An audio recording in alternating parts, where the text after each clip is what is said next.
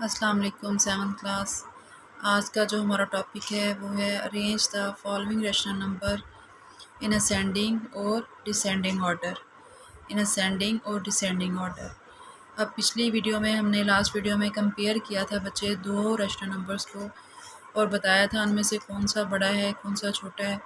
अब यहाँ पे बच्चे आपके पास रैशनल नंबर ज़्यादा हैं, 4/5 है, 7/30 है, 7/15 है, 3/10 है। अब इनको हमने अरेंज करना है असेंडिंग और डिसेंडिंग ऑर्डर में। तो अरेंज करने के लिए तो सबसे पहले हमें ये पता होना चाहिए ना, असेंडिंग और डिसेंडिंग ऑर्डर में अरेंज करने के लिए कि इनमें कौन सा बड़ा है कौन सा छोटा है, फिर ही हम अरेंज कर सकेंगे। असेंडिंग ऑर्डर होता है नीचे से छोटी रकम से बड़ी रकम की तरफ, असेंडिंग ऑर्डर होता है छोटी रकम से बड़ी रकम की तरफ, और डिसेंडिंग ऑर्डर होता है बड़ी रकम से छोटी रकम की तरफ, बड़ी रकम से छोटी रकम की तरफ। तो सबसे पहले हम क्या करेंगे, इनको लाइक फ्रैक्शन में लेके आएंगे। लाइक फ्रैक्शन लास्ट वीडियो में भी हमने किया था। लाइक फ्रैक्शन कौन से होते हैं? लाइक फ्रैक्शंस होते हैं जिनके डिनोमिनेटर इक्वल होते हैं। डिनोमिनेटर इक्वल हो जाएंगे तो ये लाइक फ्रैक्शन हो जाएंगे। फिर हम इनको क्या कर सकेंगे, कंपेयर कर सकेंगे और फिर हम इनको अरेंज कर सकेंगे। तो उसके लिए सबसे पहले हम क्या करेंगे, इनका निकालेंगे एलसीएम। इनका निकालेंगे एलसीएम। एलसीएम कैसे निकालेंगे बच्चे? जितने आपके पास डिनोमिनेटर है ना उनका लेंगे हम एलसीएम। 5 का, 30 का, 15 का और 10 का, इनका हम लेंगे एलसीएम। कोशिश हमारी ये होती है एलसीएम निकालते वक्त कि ये जितने हमारे पास डिजिट लिखे हुए हैं ये एक पहाड़े पे ज़्यादा अगर तकसीम हो रहे हो तो हम उस पहाड़े पे लेके जाते हैं। अब यहाँ पे ये 2 पे जा रहे हैं। अच्छा, जो तकसीम नहीं हो रहे उनको हमने एज इट इज़ लिख लेना है। जैसे 5 नहीं 2 पे तकसीम हो रहा तो उसको हमने एज इट इज़ लिख लेना है। 15 को भी हमने एज इट इज़ लिख लेना है। 30 और 10 जा रहे हैं 2 पे तो 2, 15 और 30, और इस तरह से 10 भी जा रहा है 2 पे, 2, 5, 10। अब ये 5, 15, 15, 15 ये किस पे जा रहे हैं? ये 5 पे जा रहे हैं। 5, 15, 15, 5 ये 5 पे जा रहा है। 5, 1, 5, 5, 3, 15, 5, 3, 15, 5, 1, 5। अब ये 3, 3 बच गया तो ये 3 के पहाड़े पे चला जाएगा। अब नीचे हमारे पास क्या आ गया? 1, 1, 1 आ गया। तो हमारा एलसीएम निकालने का प्रोसेस क्या हो गया? कंप्लीट हो गया है। अब हम ये जिन पे हमने तकसीम किया था इनको आपस में क्या करेंगे? मल्टीप्लाई करेंगे।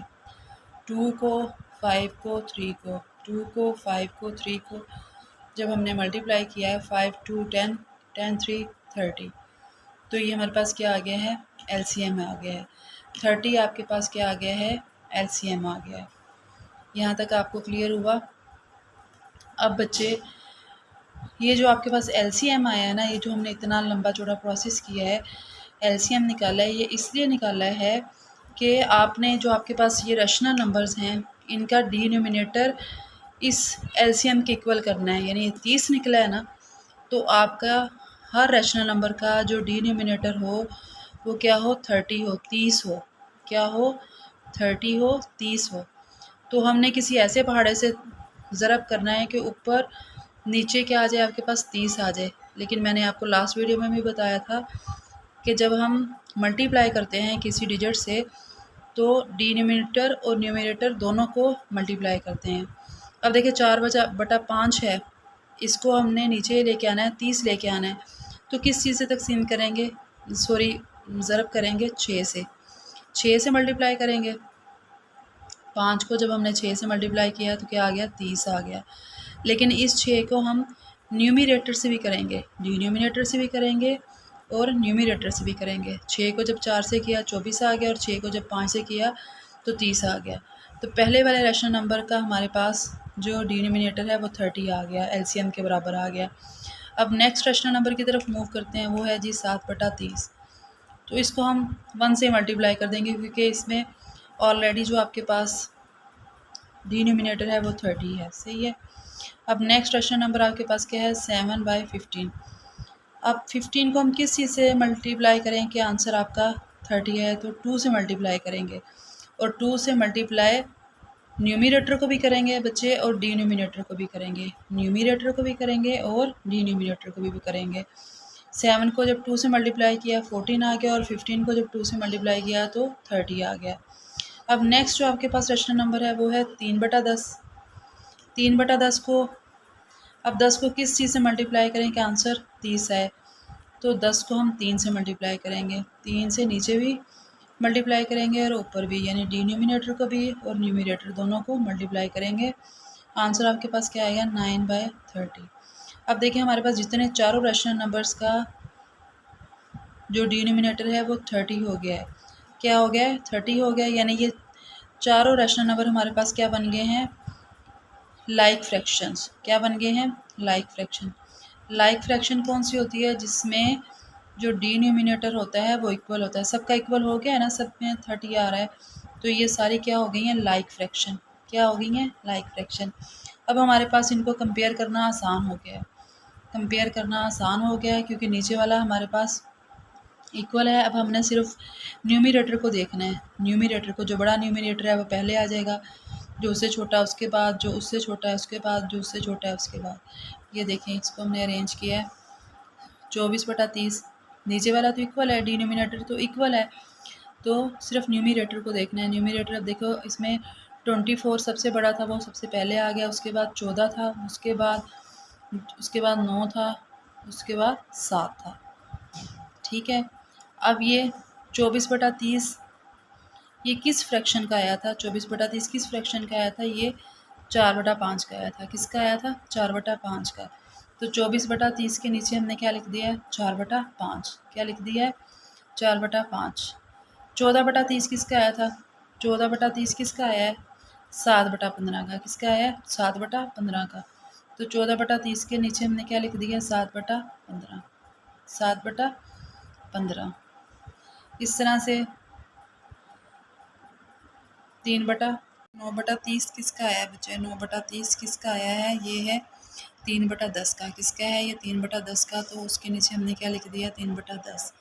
उसके नीचे हमने क्या लिख दिया 3/10। और 7/30 किसका था, वो आपके पास जो रेशनल नंबर 7/30 था उसको एज इट इज़ हमने लिख दिया। यहाँ तक आपको कॉन्सेप्ट क्लियर हुआ इसका। इनको हमने असेंडिंग और डिसेंडिंग ऑर्डर में लिखना है। जब हमने कंपेयर कर लिया हमें पता चल गया बच्चे कि कौन सा बड़ा है, ये बड़ी है, ये उससे छोटी है, ये उससे छोटी है और ये फिर उससे छोटी है। ठीक है, अब हमने इनको असेंडिंग ऑर्डर में लिखना है। असेंडिंग ऑर्डर क्या होता है छोटी रकम से बड़ी रकम की तरफ। असेंडिंग ऑर्डर क्या होता है छोटी रकम से बड़ी रकम की तरफ। तो सबसे छोटी हमारे पास कौन सी है 7/30, उसको हम पहले लिखेंगे। उसके बाद कौन सी है 3/10, यानी अब छोटे से हम बड़े की तरफ मूव कर रहे हैं। अब उसके बाद आपके पास क्या है 7/15 और उसके बाद आपके पास क्या है 4/5। ये हम असेंडिंग ऑर्डर में लिखा है हमने इसको, असेंडिंग ऑर्डर में हमने लिखा है इसको। अब जबकि हमने नंबर्स को कंपेयर करके असेंडिंग और डिसेंडिंग ऑर्डर में क्या करना है इसको अरेंज करना है। नंबर हमने रेशनल नंबर कंपेयर कर लिए थे, हमें पता चल गया था। अब हमने इसको क्या करना है अरेंज करना है असेंडिंग और डिसेंडिंग ऑर्डर में। असेंडिंग ऑर्डर बच्चे क्या होता है, असेंडिंग ऑर्डर होता है छोटी रकम से बड़ी रकम की तरफ, छोटी रकम से बड़ी रकम की तरफ। अब ऊपर देखें सबसे छोटी ये बन रही है 7/30, तो 7/30 पहले लिखेंगे। उसके बाद क्या बन रही है 3/10, उसके बाद 3/10 आ गया, फिर क्या है 7/15 और फिर क्या है 4/5, यानी 4/5 सबसे बड़ी है ना। अगर आप ये कंपैरिजन ऑपरेटर को देखें तो मैंने आपसे कहा था जिस साइड पे समझ लीजिए चिमटा है और चिमटे का मुंह जिस साइड पे ओपन होता है उस साइड पे बड़ी रकम है और जिस साइड पे क्लोज है उस साइड पे छोटी रकम है। यानी 4/5 बड़ा है किससे 7/15 से और 7/15 किससे बड़ा है 3/10 से और 3/10 किससे बड़ा है 7/30 से। तो ये बड़ी, ये छोटी, उससे छोटी और ये उससे छोटी। तो असेंडिंग ऑर्डर क्या होता है छोटी रकम से बड़ी रकम की तरफ। छोटी रकम आपके पास क्या है 7/30, उससे बड़ी रकम क्या है 3/10, उससे बड़ी रकम क्या है 7/15 और उससे बड़ी रकम क्या है 4/5। और डिसेंडिंग ऑर्डर क्या होता है बच्चे, डिसेंडिंग ऑर्डर क्या होता है बड़ी से छोटी रकम की तरफ। अब यहाँ सबसे बड़ी रकम कौन सी थी 4/5 थी, उससे छोटी कौन सी है 7/15 है, उससे छोटी कौन सी है 3/10 है और उससे छोटी कौन सी है 7/30 है। असेंडिंग ऑर्डर और डिसेंडिंग ऑर्डर। आई होप आपको क्लियर हो गया होगा। असेंडिंग ऑर्डर होता है छोटी रकम से बड़ी रकम की तरफ, छोटी रकम से बड़ी रकम की तरफ, और डिसेंडिंग ऑर्डर होता है बड़ी रकम से छोटी रकम की तरफ। तो आज हमने क्या सीखा, आज हमने क्या क्लियर किया है? आज हमने किया है जी, किया है रैशनल नंबर्स को कैसे कंपेयर किया जाता है और कंपेयर करने के बाद उनको असेंडिंग और डिसेंडिंग ऑर्डर में कैसे लिखा जाता है। आई होप आपको ये सारा कॉन्सेप्ट क्लियर हो गया होगा। So show your support, subscribe my channel and also share. Thank you. अल्लाह हाफिज़।